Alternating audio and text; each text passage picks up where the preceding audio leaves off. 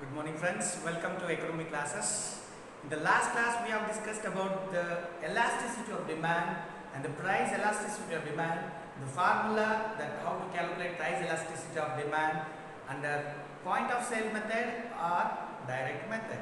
Friends, related to that same topic, we'll go with the second method of calculating or finding the price elasticity of demand, and that is under the second method, arc method, or indirect method.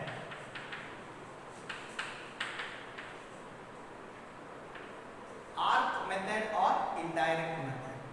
So actually we are going to calculate the price elasticity of demand under arc method or indirect method by using the formula, that is how we write as PED is equals to Q1 minus Q2 divided by Q1 plus Q2 into P1 plus P2 divided by P1 plus P1 minus P2. So this is the formula we use to calculate price elasticity of demand under arc method or indirect method. Q1 minus Q2 divided by Q1 plus Q2 into P1 plus P2 divided by P1 minus P2. Friends, many of the competitive exams they have asked how to calculate the price elasticity of demand under arc method or indirect method. Even in KSET exams or in NET exams and also some of the banking exams also, these kind of questions are going to be asked. So this is the formula to calculate the price elasticity of demand under arc method. So let us take an example that how we can calculate here. Again we take the same example as we have discussed in the last class, and that is how Mr. X, example, Mr. XYZ purchases 25 kgs of sugar at rupees 50 per kg, okay, and he purchases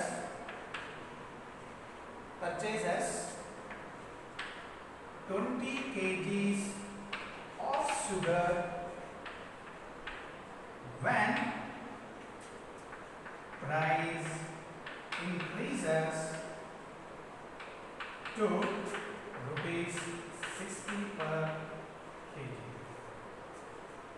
Now we should find the price elasticity of demand under arc method, and sometimes they may also ask you find the price elasticity of demand under indirect method.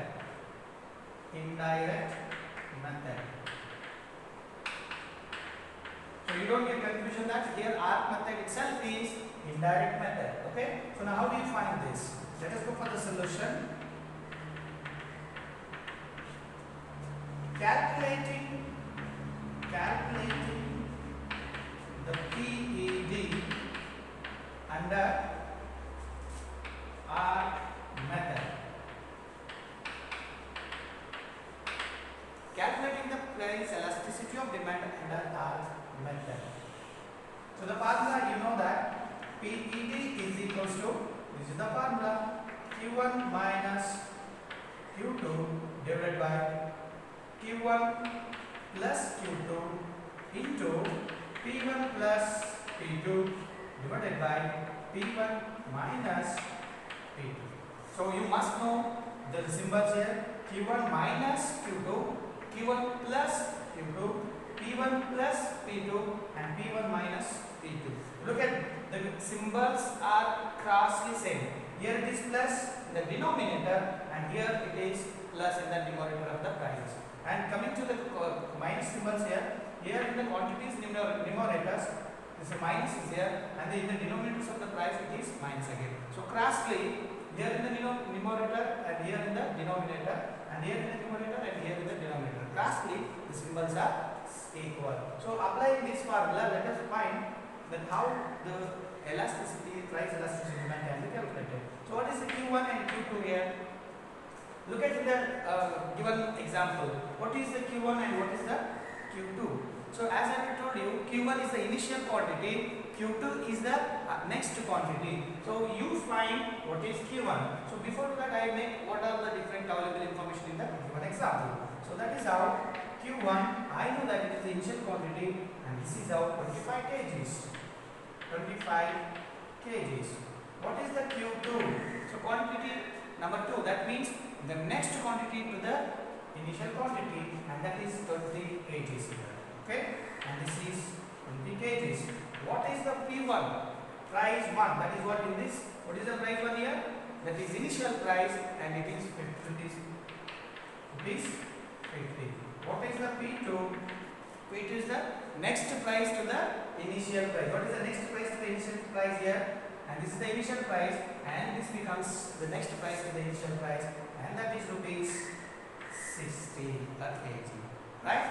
So this is how Q1 is 25 kgs, Q2 is 20 kgs, P1 is 50 kgs or 50 rupees, P2 is 60 rupees. Substitute these given numerical data into the alphabets. So now I go with this here. Q1, as I know that, and this is what here, Q1 means 25 kgs minus Q2 is 20 kgs divided by initial quantity Q1, again 25 plus 20 kgs into the prices you look at here. Initial price is 21, initial price of P1 is 50 minus 60 divided by, here it is plus 50 plus 60 divided by 50 minus 60. Right? So now we simplify this. 25 minus 20 is 5 divided by 25 plus 20 is 45. Well, so then into 50 plus 60 is 110 divided by 50 minus 60. 50 minus 60 is 10. Right? So now we come to the next one. Here in the same way, that is how we go through it. You simplify this, what you get here. Yes, just go for the simplification. Do it fast.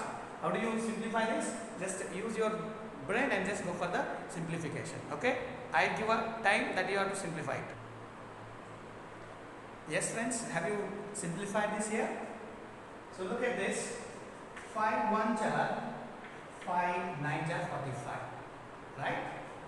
Here 10 1 jar, 10 11 jar 110. So if you take this side, it will be 11 divided by 9, or if you still simplify this, you will get 1.2222, which goes 1.2222 and infinity. Right? So we will end 1.2222 or 1.22. Approximately, sometime we can also take this as 1. But here, 22 as given, so for that reason we are going to take 1.22.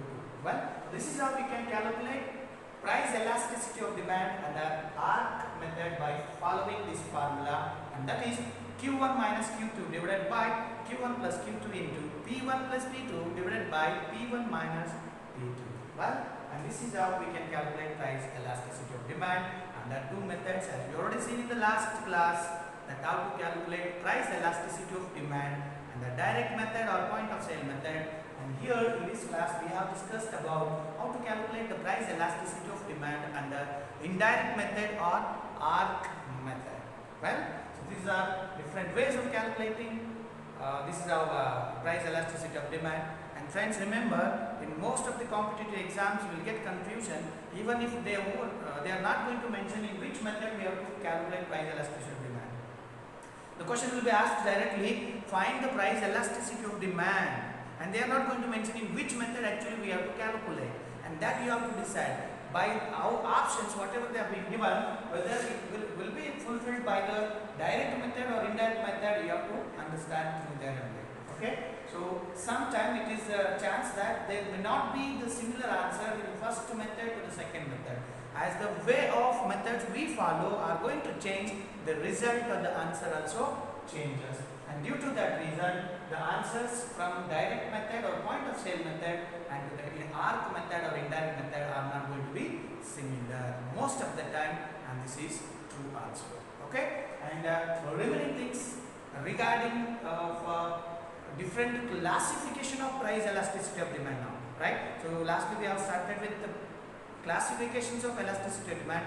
In the next class we discuss with classifications of price elasticity of demand. We have 5 types there: perfectly elastic, perfectly inelastic, more elastic, less elastic, unitary elastic, and that in detail we will study in the next class. Until, stay at home, stay cute. See you. Thank you.